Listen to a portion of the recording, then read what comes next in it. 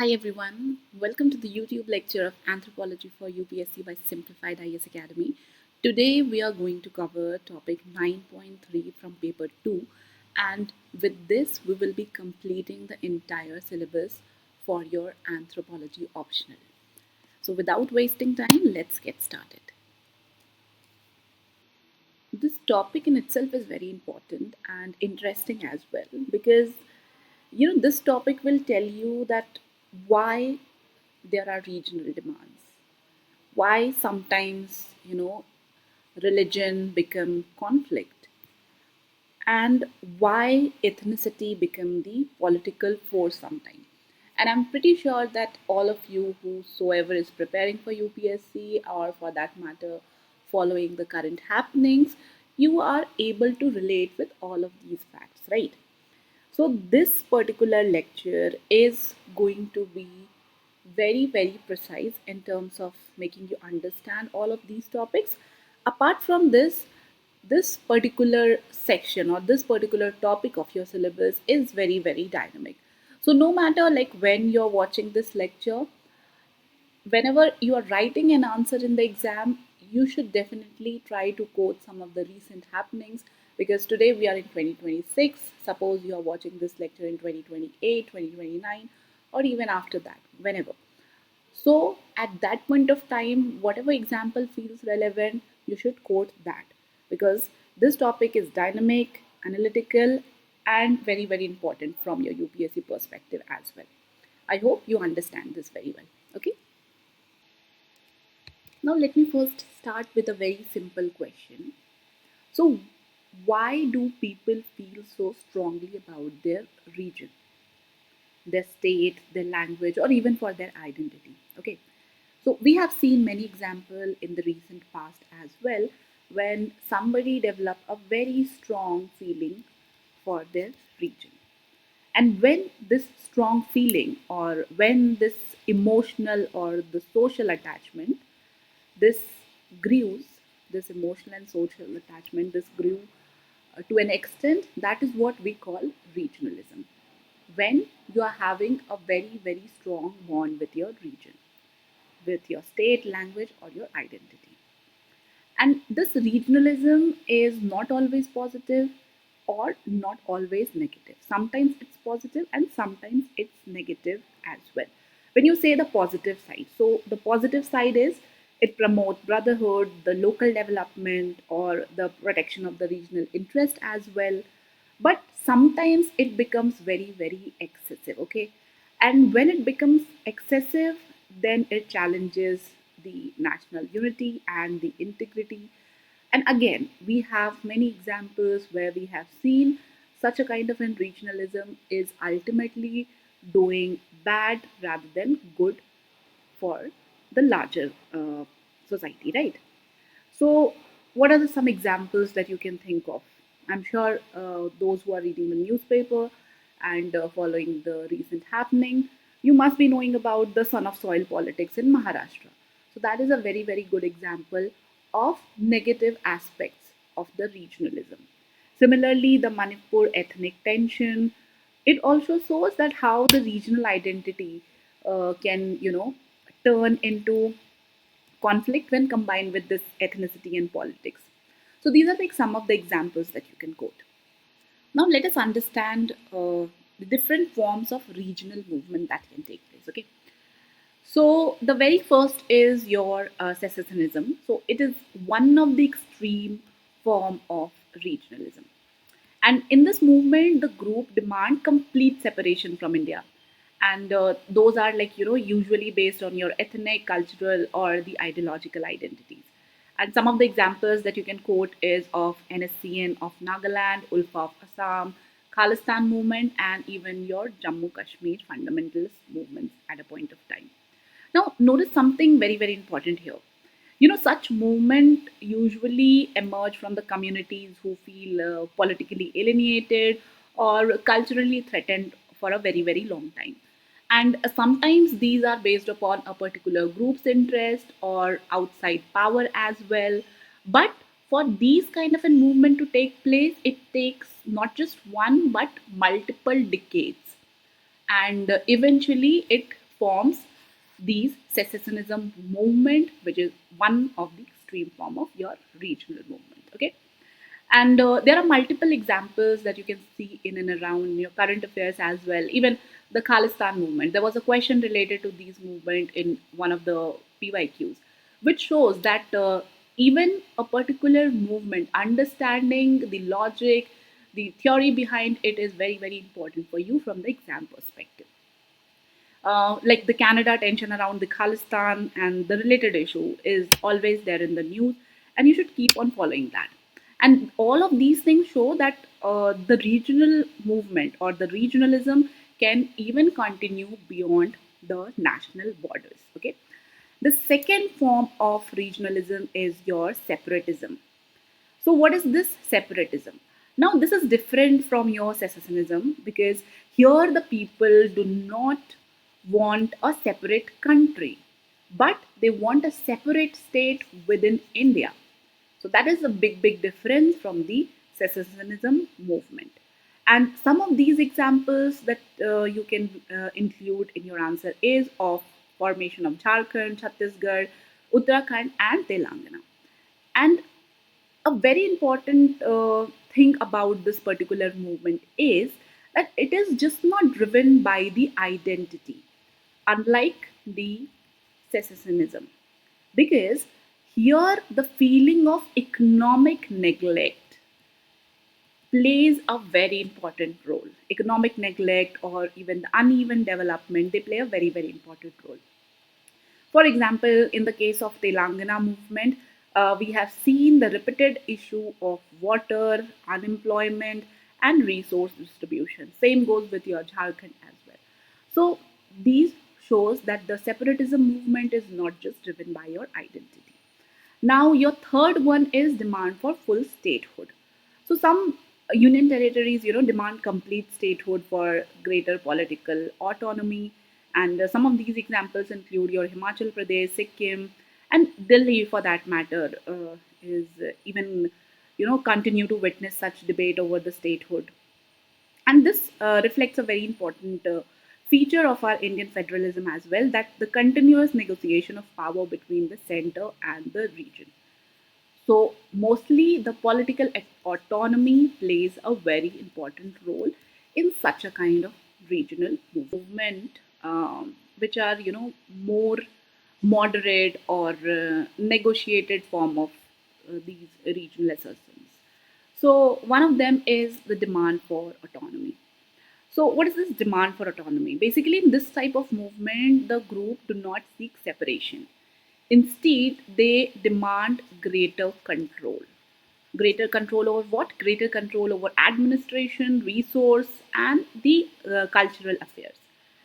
And some of the examples that you can include is your DMK in Tamil Nadu, Akali Dal in Punjab, and your Assam Ghana Parishad, etc. So, anthropologically, this shows that identity group often seek recognition and not necessarily conflict, like the way we have seen in some of these movements, right? And a recent example is also about Ladakh. So Ladakh is where the group have demanded constitutional safeguards and greater autonomy after the Article 370 changes. So these are the examples from the recent past. Similarly, if in case in future you are getting more examples, you can quote in this particular form of regionalism as well. Now, the next is your demand of regional autonomy within a state, or this you may call as like sub-regional autonomy, sub-regional autonomy. Okay. And sometimes even within the state, smaller regions feel neglected and demand recognition. So earlier, Ladakh within Jammu Kashmir was one such example, and this teaches us, a very important thing about this regionalism overall, that identity is never fixed or uniform. There is always a region within a region and a minority within a majority, and all of them are looking for their separate identity or assertion that could be driven by politics, culture, or religion as well sometimes. Okay, so these are like different forms of regional movement.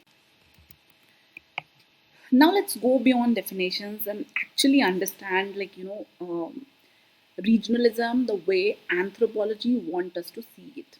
So the first factor could be geography, because geography is not just about the physical space. It actually shapes how people live, think, and even identify themselves. Like your mountain, forest, rivers, they just don't divide land, they create distinct cultural worlds. And that is why, as we have seen, the tribal communities who are living, in the forest region develop a completely different relationship with the nature.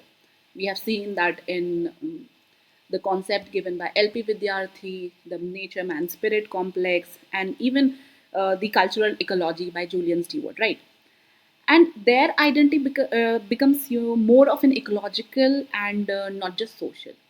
So that is what geography plays a very important role in this regionalism. And if you observe carefully, like even language follows geography, which is why the linguistic regions generally overlap with the physical boundaries. And now think about the recent realities as well. Like most of the northeastern states, the sense of isolation that they have, it's just not about the political, but it's also about the geographical being, and that's what it plays a very important role in your regionalism. Now the second is your historical factors, because regionalism is a part of your collective memory. People just live in their present, but they also carry their stories, their myth, and the pride from the past. We have also seen like India used to be a golden bird in the previous time, in the past, and so on and so forth. Same goes with many of the communities as well. And that is why the movement, like, the Dravidian movement that we have seen, or the Maratha identity politics, which is like so powerful right now, they are just not political strategies, because they are historically embedded identities in the mind of the people living in that particular region. And so when this political actors invoke historical heroes or the regional pride, they are actually activating this particular regional communal politics, or the regionalism for that matter. And which is why you'll see that even today the regional icon or the historical figure are increasingly used as a mobilizer during the election campaigns, because they hit the right chord at the right point of time. And your third factor could be the cultural or the religious factors. Okay, so the culture is what makes identity emotional, because in different region of India, whether it is your north, northeast, west, or south, any of these region, they don't just look different, but they feel different also. You take the food from any of these regions, or the language, the rituals, the heroes, everything is different, okay? And all of these create a sense of us. And once that us is formed, it can easily turn into a movement, because in India, this cultural diversity is one of the greatest boon, but sometimes when it influences regionalism, that too negatively, it can prove a bane as well, right? And the recent tension in the Manipur in 2023 were not just political. That was also because of this deeply rooted ethnic and cultural identity. So some of these examples that you can quote very well, and some of the examples that you're going to learn in the near future can be also used. Now, talking about your economic factor, so one thing should be like very very clear, that many of these regional movements are not just about identity. That's what we have seen in the case of Jharkhand, in case of Telangana, that they were about resource and development also. And one region grow and another region feel left behind, then the resentment built upon. And this is what we call the core periphery divide. And that is why again this Jharkhand and Telangana were created, because that was just not based upon your identity, that was based upon that economic neglect as well. And even today also you will see there will be debate around the regional imbalance, like between the southern and the northern states also. And this reflect the important economic factor in the overall regionalism. Now comes the most strategic layer, which is politics. Because regionalism often doesn't emerge on its own, and it is basically mobilized by the political parties to convert this identity into votes, right? And we have seen many of the example in how the political, especially the regional political party, plays a very very important role in a particular region. You can also look at West Bengal politics, which is highly driven by the regionalism factor on its own. Then your linguistic or the language factor, because language is perhaps the strongest identity marker, and it is just not a tool for communication but a symbol of culture, the pride, and the upbringing of that particular region. And that is why even smaller changes like renaming the city or renaming a particular region carries a very very important role in terms of emotional factors.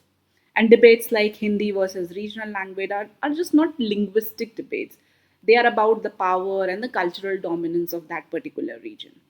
And even recently, like we have seen the renewed debate on language policy and the federal balance, and all of this shows that the linguistic regionalism is still much much alive, especially in a country like India. Now the big question, what is the way forward?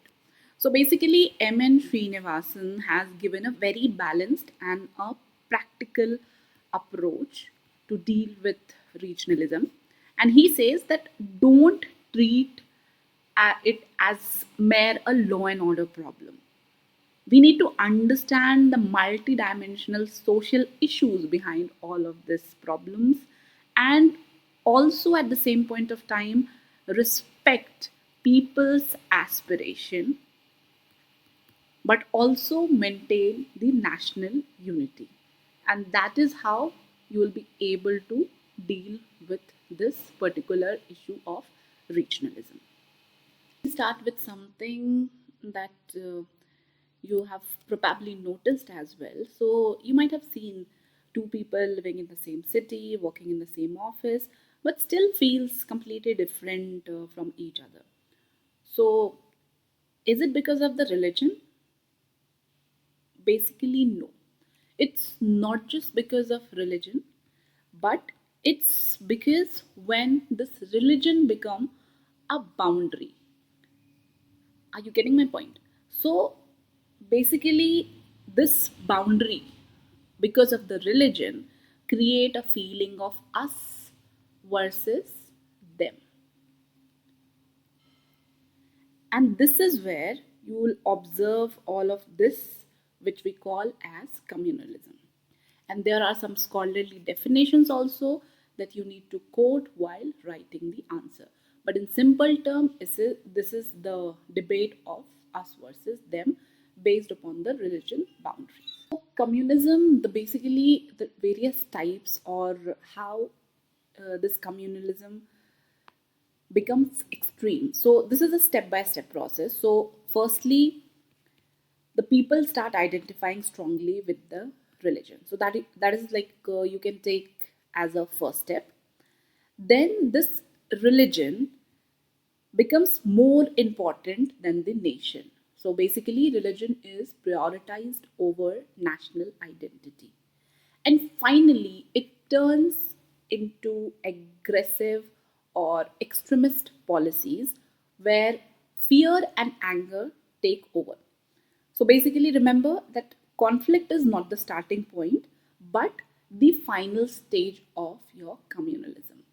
And overall, it gets started when one start identifying strongly with the religion. Now let us see various perspective on communalism. So we'll start with the economic perspective first. So same with the case of regionalism also, we have seen that not all kind of an regionalism can be related to region or identity. Sometimes it's about the economy also. So similarly, for communalism also, most of these communal conflicts are not really about religion, although the genesis lies in the religion, but there could be some instances where these conflicts are not really about religion, but about competition. Competition for what? Competition for jobs, competition for businesses, survival, competition for opportunities. Because we have limited resources, right? And people look for someone to blame. You must have seen, like, so and so state has decided to offer jobs to people from that particular area only. So basically, people are looking for someone to blame, basically the people who are there at power, and they are trying to identify something that can be targeted very easily. And economy is something that relates with everyone, and that's what we have seen various riots in the past as well, that is related to this economic tension, economic rivalry. And even today, you will see in crowded cities the similar kind of a pattern. Cities like Mumbai and cities like Hyderabad, and so some in Bangalore also. So sometimes what looks like a religion conflict is actually a economic struggle in disguise. So that is a very, very important fact that you need to remember. And about the scholarly contribution, you can also look into the dominant caste structure, how here a particular section was dominating on the economic factor and the other were suffering, or maybe the other were not getting that due importance or the due resources that they deserve. So these are like some of the examples also that you can quote over there. Then you have the psychological aspect of communalism. So basically, we are just talking about the human mind, right, in psychology. And communalism doesn't just exist outside, because it exists within us. And when I say us, for the people who are actually, inclined towards this particular concept. Because communalism is surviving through the stereotypes, because people have some preconceived notion about something. They have certain assumptions from the stories that they have grown up hearing. And once all of this is well settled in their mind, it doesn't need a kind of an proof for them, right? It just need some repetition. If someone knows, like, their particular community suffered a lot in the hands of other communities, so for them it becomes uh, a blueprint in their mind. And they developed a very, very the strong communal feelings. And all of this feeling, as I said, is first start developing in the human mind itself. And that is why even like communities that share culture, like the Mizos example you can see here, the Mizos of Rajasthan, and they are still facing such kind of a discrimination, okay? Because these Mizos of Rajasthan, they converted to Islam in the 15th century, but they keep on practicing both the Hindu and the Muslim customs. So they were being alienated amongst their own community itself, because this was certain section, not the entire population, not the entire like section of people living in that particular region. So that is how they started feeling this social alienation and discrimination in the hands of the other people. And when you look into the social media today, okay, uh, all of these things, any such kind of a news will spread very, very fast. And you just need to throw one message via one video, and suddenly the mistrust start growing, right? And why this mistrust start growing so rapidly? Because people are consuming that particular content related to the discrimination, related to the suffering of their own particular community, and that can lead to maybe, you know, very bad consequences as well. So that is where the psychological aspect of communalism comes into play. Most powerful driver of communalism, which is the political aspects. So communalism doesn't always happen on its own. Sometimes it is created also, because identity is a very, very powerful tool in human society. And because this is very powerful, if you can unite people through identity, you can influence how they vote. You have seen this thing, the caste politics that plays a very, very important role in various states of India, right? And because of all of this thing, you will see that communalism is often used as a strategy to mobilize people. And the biggest example is from the history that you can take is about the partition, right? And even today, if you observe closely, you will see how the narratives are being shaped during election. Uh, Look at the West Bengal election, the very recent one. So, in the West Bengal election, you will say the narrative of the Rohingya Muslims, the narratives of the Hindu section of society over there. So, there will be like two different stories that you can hear. So, the very, very important takeaway from this particular aspect of communalism is that communalism is just not emotional, psychological, but it is very much strategic also. And strategic for what? Strategic for the political point of view. And as again, like I have mentioned about the scholarly contributions here, that you can use in your answers to make your answer look like more of an anthropology one. And all of these examples which I'm quoting and all of the examples that you are reading at your end, you should definitely include those in your answer to make it a more holistic one. Okay. Now, the other aspect is the historical aspect. Okay. So communal conflicts doesn't just happen once. They leave behind memories also, and these memories stays. If you see some of the riots that have taken place in India, whether it is like Godhra riots or any of those for such matters, people still recall those memories, right? And they keep pass on from generation to generation, and they get discussed also, and sometimes they get exaggerated also. And when they get exaggerated, so it creates at certain places you have seen repeated tension because of for example, like the Hindu Muslim riots that is very, very common in various parts of our country. So that is a very good example of how this historical aspect play a very important role in communalism. So communalism is not just about today, but it's also about what people remember from yesterday.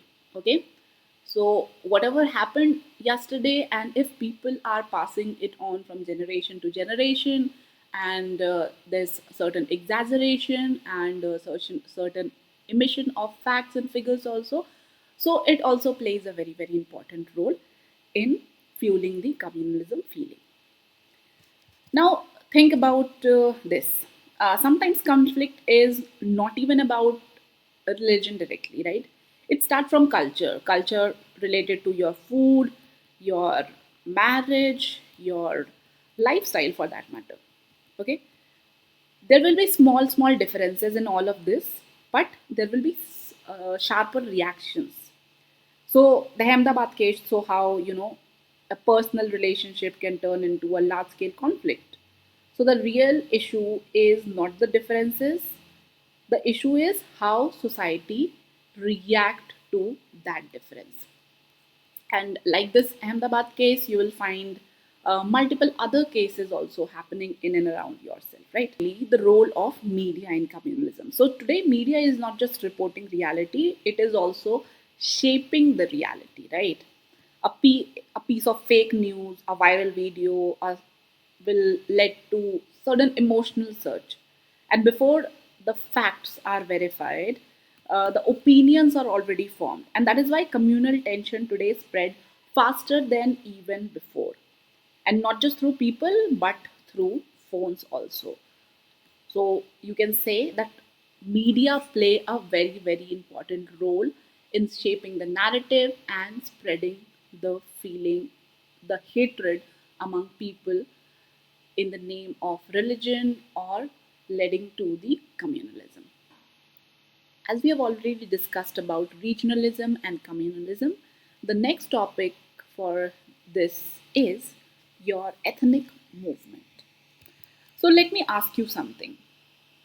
Think like, why do some communities fight so hard for protection of their language, their culture, or their identity? And why do people sometimes demand the separate state, autonomy, or recognition, as we have seen in regionalism, right? So, the genesis of all of these lies in ethnicity. And ethnicity is not just about race or language, but it is about that shared feeling of who we are. Okay, it's a shared feeling of who we are because of a common history. It could be common culture or even common memories also. And the moment people feel this identity is under threat, this ethnic movement began to emerge. So take the example of Bodo movement in Assam. It was not simply a political demand, but people feared losing their language, their culture, and their representation. And similarly, you'll see among many tribals also that these tribal communities feel that due to the rapid modernization or the migration can slowly erase their traditional identity. And that force and that powerful force, you could say, become one of the reason for this ethnic movement, right? And the major causes or the reason behind these ethnic movement one by one. So first is your collective conscience or collective identity.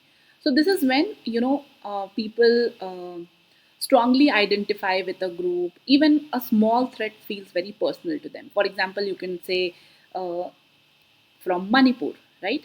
From Manipur, the ethnic tensions between the Metis and the Kukis communities became intense because they identify itself as something which is perceived very, very vulnerable to their identity. And that is why they were fighting amongst each other, right? Then the second is your historical grievances, because community often carry memories of neglect or injustice from generation to generation. So Naga movement is a very good example for this. And one more thing I would like to mention, not with respect to just this ethnic movement, whatever movement that I am just quoting over here, it's your duty also to kind of Google it a little more, because as I mentioned in the beginning of the lecture itself, that the Khalistan movement was also asked in one of the PYQs. So chances are high that any of the movement can be asked in detail going forward also. So you should know about all of this. And anyway, they're going to help you with your GS as well. Now coming back to the topic. So Naga movement is a good example for this historical grievances, because it is deeply connected to the history, autonomy, and the feeling of being, culturally distinct from the mainland. And that is like one of the reason for this ethnic movement, right? Then third is your political exclusion. So when group feel they don't have enough representation, they begin demanding more autonomy or power. And a good example is of Gorkhaland. So when their identity and the political recognition, you could say, are kind of closely linked. Okay. Fourth is your economic deprivation. So sometimes the issue is not culture alone, it is also about the resource and development, and the Jharkhand movement is a very good example for this. So, and the fear of cultural extinction is one of, you could say, the umbrella causes for all of this ethnic movement. This can be fitted to most of the movement that I have mentioned just right now. Okay. Now let us see how the anthropologists explain the ethnicity. Okay, so let's first discuss about the Frederick Barth. So Frederick Barth says that ethnicity is not fixed. What matter is not culture itself, but the boundary between groups. So basically, to explain you in the simple word, so people define themselves by distinguishing us from them, and that is when this ethnic identity becomes stronger and stronger, and sometimes even led to a conflict as well. Okay. Next is your Clifford Gritch. So he talks about the primordial attachment. So what is this primordial attachment? So basically, this primordial attachment is talking about the deep emotional bonds like language, kinship, tradition, culture. So you can think about it as language protest in different parts of India. People are not reacting only politically, but also getting emotionally attached to their identity, and that is why language debate becomes so sensitive even now. Then comes your Piri Baudu, and he explains that identity is reinforced through everyday practices. And what we mean by everyday practices, it could be your food, it could be your dress, it could be your festival. So, ethnicity is not something people remember occasionally, it becomes part of their daily life. Example of the ethnic movement in India for you to quote in your answers. So, you can quote about the Dravidian movement. So, this movement basically challenged the cultural and the linguistic dominance from the North India. And it shows like how language and regional pride can be uh, shaping the politics for decade. And even today, you will see the debate around the language in South India reflects some of the emotional connections as well, right? Then next is your Jharkhand movement. So this was not only about identity, we have discussed it earlier as well, but it was about the tribal right, land, resource development, which eventually led to the formation of Jharkhand in 2000s, right? Then you have your Bodoland movement. So here the demand was for the recognition and the autonomy by the Bodo tribes. And it reminds us that how the ethnic movement often emerge when community feel politically and culturally marginalized. Don't worry, we have already talked about all of these movements, but I'm just mentioning it as an example for you. And one of the oldest amongst them is the Nagaland movement, where it reflects how the ethnicity, autonomy, and the political aspirations can become deeply interconnected. Okay, and as I already mentioned, that you need to study in little more detail about these movements. Okay, now let's get to the last topic for today, which is the political movement. Okay, now let's think about this for a moment, that why do people come on streets? We have seen many of the protests, and sometimes these protests itself, they turn into a movement, right? And all of this is usually not sudden, it builds up slowly, right? The anti-corruption movement was there, and it reached its peak, and ultimately the Aam Aadmi Party was formed out of it. So all of this thing happens at a very slow pace, because sometimes people feel unheard, left out, or maybe treated unfairly. And at some point of time, that feeling turns into some collective demand, right?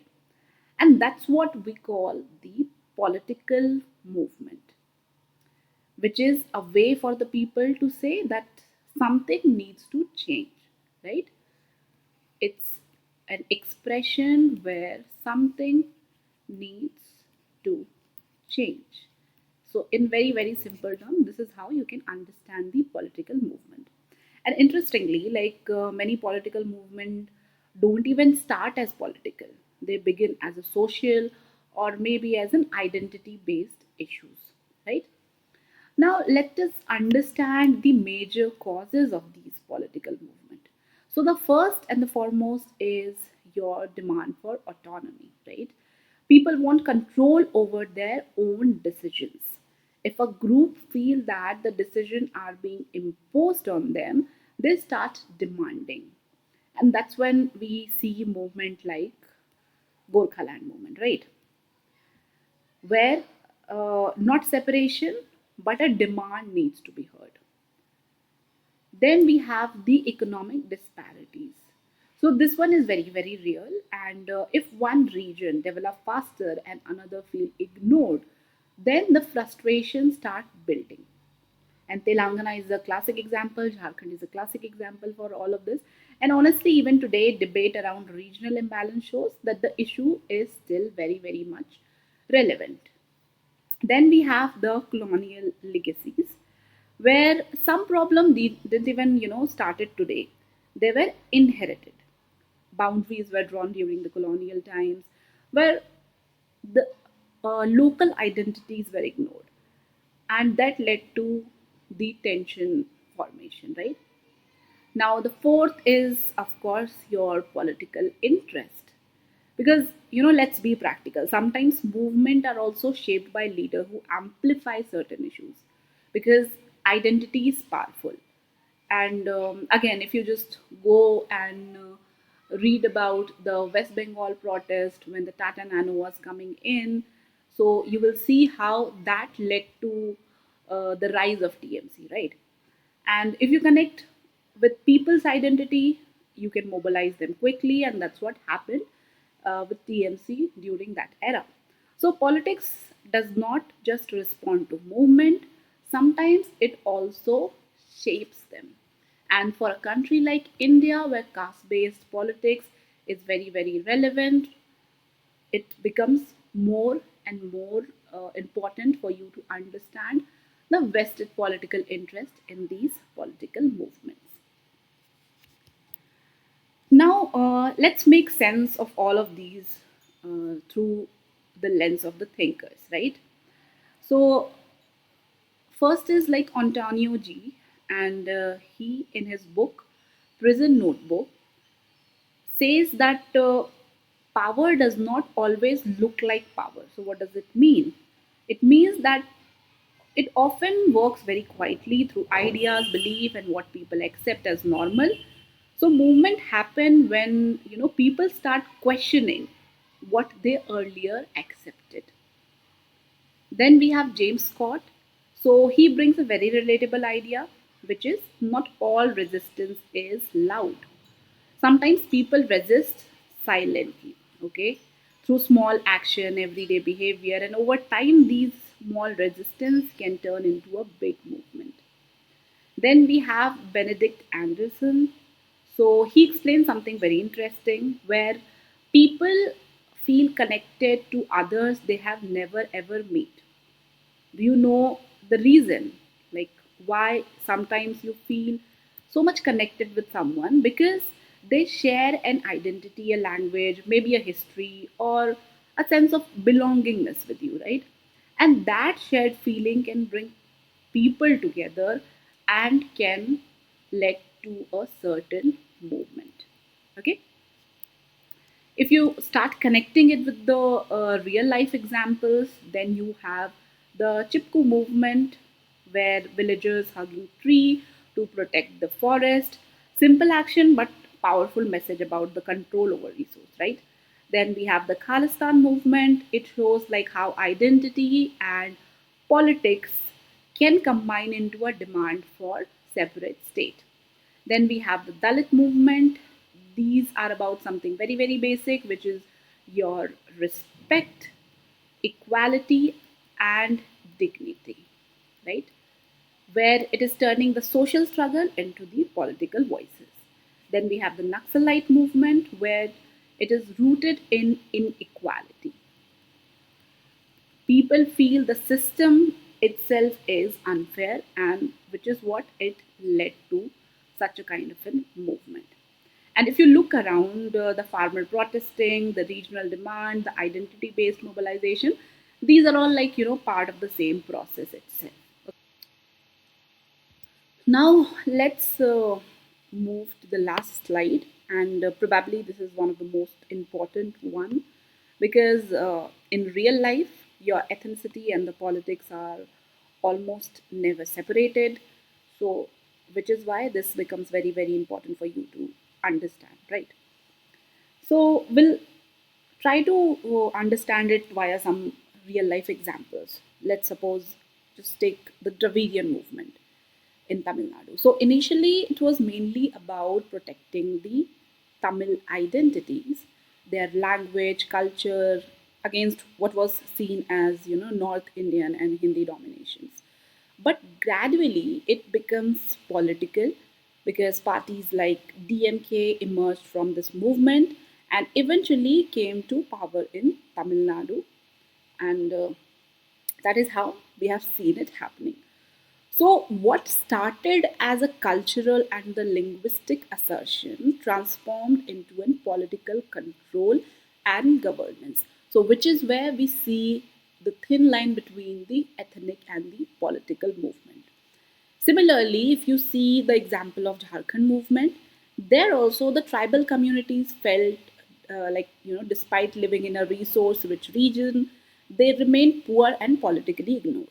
So at first, the concern was ethnic and tribal identity for them, but eventually, a separate state with own administration kind of come up, which become a political demand, right?